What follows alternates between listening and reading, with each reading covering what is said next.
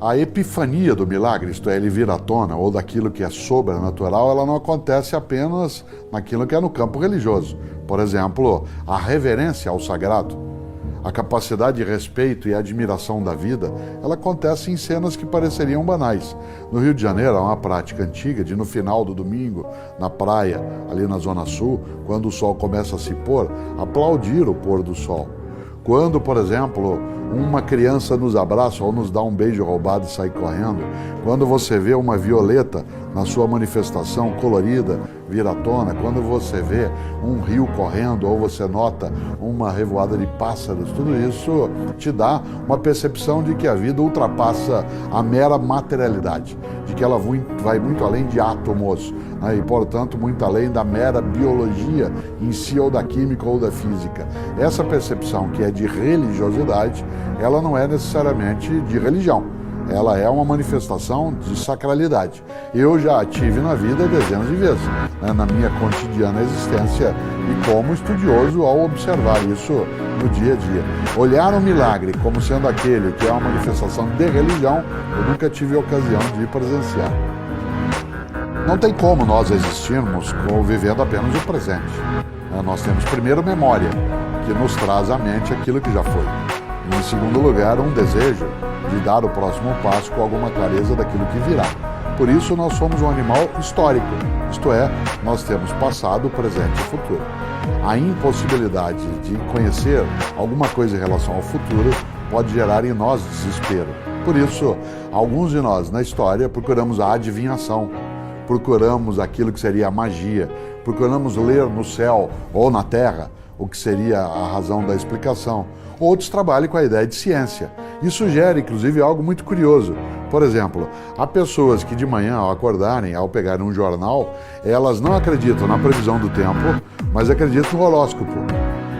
Elas não dão crédito a uma área do conhecimento, que é a meteorologia, que vai anunciar o que vai acontecer amanhã e depois, em termos de temperatura, de precipitação de chuva, etc.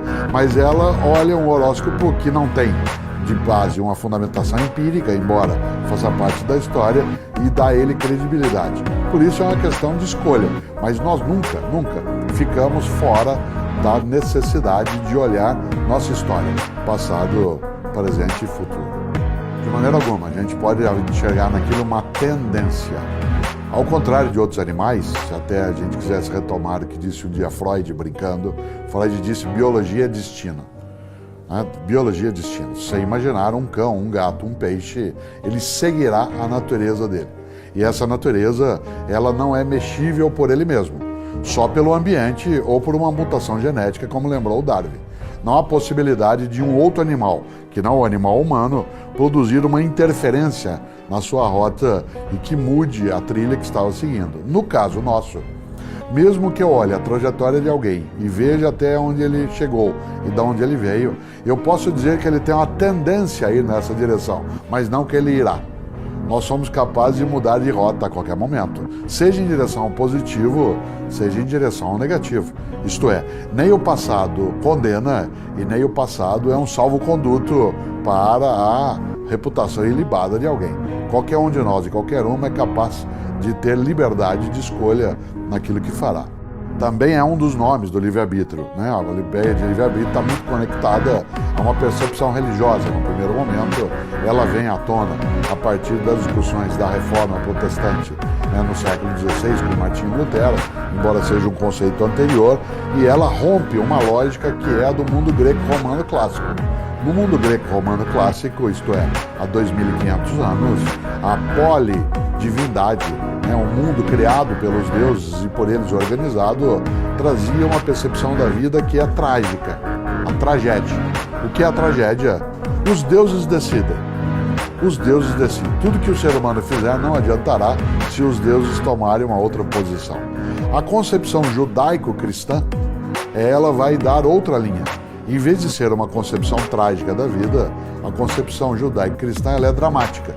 Se você observa, no livro original dos judeus que os cristãos islâmicos absorveram, que é o livro do Gênesis, a primeira menção, à vivência de homem e mulher, Adão e Eva, é que eles fazem uma escolha. Por que Eva fez o que fez? Foi desobedecer. Porque quis. Ela não foi obrigada a fazer. Ela fez porque quis. Por que Adão foi parceiro dela nessa ruptura à obediência? Porque ele quis. Ele poderia não fazê-lo. Nesse sentido, a ideia de livre-arbítrio, ela está na origem da concepção dramática da vida. Com os judeus, ela vai vir à tona mais tarde com uma força teórica, inclusive teologicamente, com a Reforma Protestante, né, e ganhará, claro, a dimensão no século XX e XXI, sendo a marca da liberdade humana. Nós escolhemos. Por isso, vida, acima de tudo, é escolha, não é fatalidade. A melhor coisa é que nós somos capazes de ter dúvida.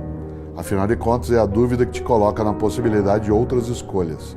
É necessário muita cautela com pessoas que não têm dúvidas. É claro que você e eu não podemos ser alguém que não tem dúvidas nunca e nem que só tem dúvidas. Mas não ter dúvidas é sinal de falta de informação. Há um grande carioca, infelizmente, falecido em março de 2012, Milor Fernandes. Milor dizia, se você não tem dúvidas, é porque está mal informado. E desse ponto de vista, a dúvida, quando colocada com reflexão, com consciência, ela ajuda a refazer, reinventar. A ciência, a arte, a filosofia, a religião avançam por causa da dúvida, não por causa da certeza. A certeza nos deixa onde já estávamos. A dúvida é que nos permite ir adiante. A dúvida, ela é um tropeço. E esse tropeço pode ser algo que leva alguém à queda ou ganhar impulso para dar um movimento nessa direção ou na outra. Por isso, a dúvida, ela é uma forma, né, de obstáculo. E esse obstáculo pode nos ajudar a mudar de rota. Dependerá muito da religião. Há religiões que são sapienciais, isto é, aquelas em que você tem uma força de crença religiosa para poder viver melhor, refletir melhor.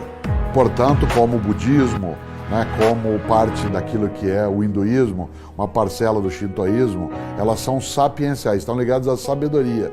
Você as tem, né, para poder ter escolhas que sejam muito mais refletidas, muito mais meditadas. Outras religiões são religiões normativas, prescritivas, como é o caso das religiões do livro, né? O judaísmo, o cristianismo e o islamismo. Todas as três têm normas escritas, inclusive têm mandamentos fechados. E nesse sentido, ou você se enquadra, né, naquilo que está, né, na Torá, né, dentro dos hebreus, ou está na Bíblia cristã, ou está, né, no Corão dos muçulmanos, ou você está fora. Aí, desse ponto de vista, dependerá muito. Há pessoas que têm uma religiosidade que as deixa muito mais livres. Isso não significa libertinas, perdidas, mas mais livres para a escolha. Outras nem sempre. Agora, toda religião é a escolha de um caminho. E se você escolhe um caminho, você exclui todos os outros. Desse ponto de vista, não há como fazer escolha sem exclusão. Toda escolha é uma exclusão. Quando você me pergunta quem é você, ao dizer quem eu sou, eu estou dizendo o que eu não sou. Eu não sou todo o restante, exceto aquilo que eu mesmo digo que sou. Quando alguém pergunta qual é a tua profissão, eu digo eu sou professor, eu estou excluindo o restante. Portanto, toda escolha é exclusão e religião é escolha. Religiosidade não. Religiosidade é um sentimento, uma inclinação, uma tendência a ter reverência pela vida. Religião é quando você pega a religiosidade e junta num credo, num sistema, numa estrutura. Portanto, você formaliza a tua religiosidade. Religião é a religiosidade formalizada. Religiosidade é um sentimento. A maior parte de nós tem uma religiosidade muito funda e uma parte de nós tem religião.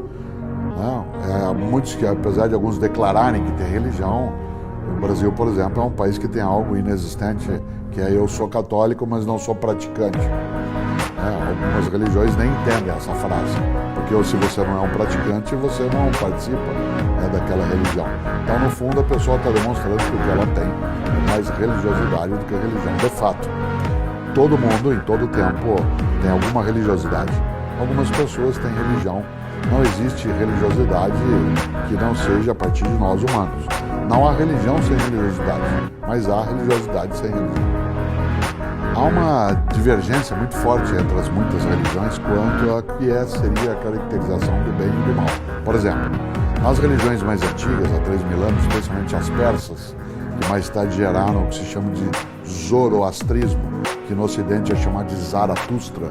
Não é casual, né, que o filósofo Nietzsche tem escrito uma obra sobre Zaratustra, na percepção do zoroastrismo, há uma divergência em que bem e mal são duas entidades reais, isto é, existe o bem, existe o mal.